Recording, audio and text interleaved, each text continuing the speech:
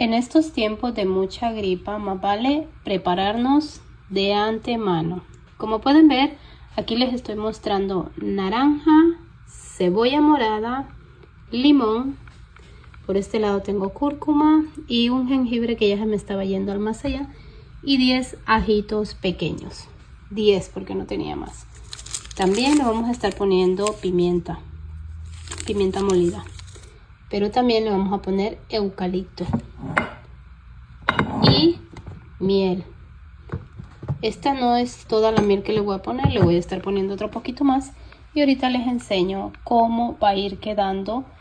Tengo 2 naranjas, un cuarto de cebolla morada, un limón grandecito, un pedazo de cúrcuma, un pedazo de jengibre y los 10 ajos como les dije, y también un puñito más o menos, un puñito pequeño de pimienta molida.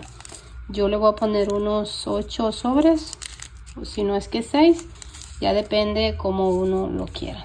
Pero así lo vamos a estar haciendo este pequeño video y ahorita les muestro cómo queda completamente.